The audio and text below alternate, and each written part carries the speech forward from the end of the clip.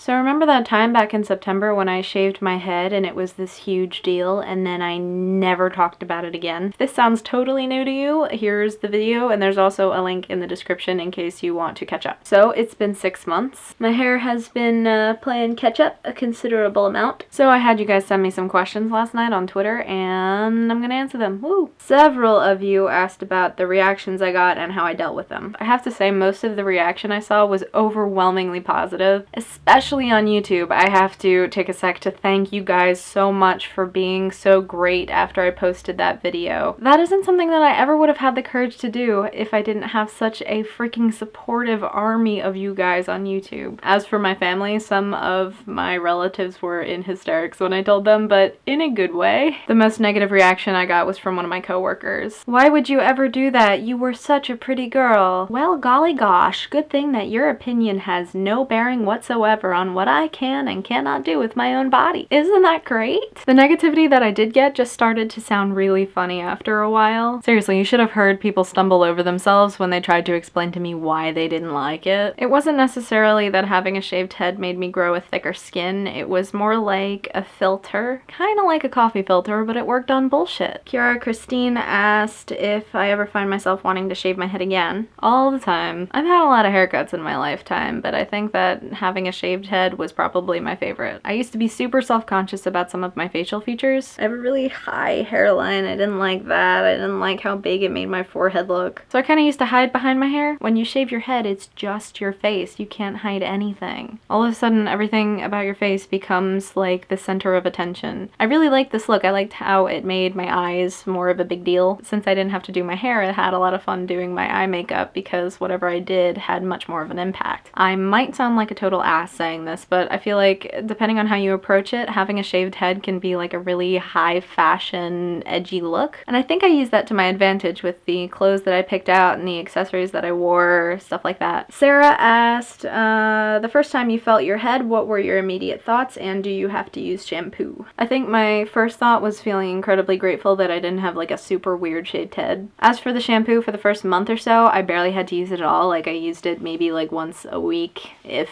It sounds gross, but it's really not. There was no hair to clean. Amelia asked, what are the main cons of having a shaved head? If you're not wearing a hat, your head can get super sunburned or super cold, sometimes at the same time. Also, like any other short haircut, it's really awkward to grow out. People with short hair are probably very familiar with the mullet problem, so if I were to do it again, I'd make sure that I had a pair of clippers to keep that neat. One of my favorite parts about having a shaved head was the fact that I got to start a dialogue. I got to have really good discussions with friends of mine who don't normally concern themselves with feminist issues. With every new person who asked me why I did it, I had a new opportunity to tell them about it and bring issues of gender roles and femininity to the forefront of their mind. I was patient and I encouraged people to ask questions. I got people to start rethinking their ideas of femininity, and I would consider that a success. Emily Grace asked, what advice do you have to someone who wants to shave their head? Good question. People are gonna have a lot to say to you about this. Random strangers, people you're close to. Remember, the only voice that matters is that fiery one in your own head. By the time you actually go through with it, that little voice will be shouting with pride way too loud for you to have to listen to the haters. If you guys have any more questions, leave them in comments. I'll try and answer as many as I can. Thanks for watching, and thanks again so much for your support. I was looking back through my class notes, and I saw that I had started a sentence with the phrase, when Louis XIV's balls finally drop. You know, one day I'm gonna be a really big hit teaching 12-year-olds. You know, I'm a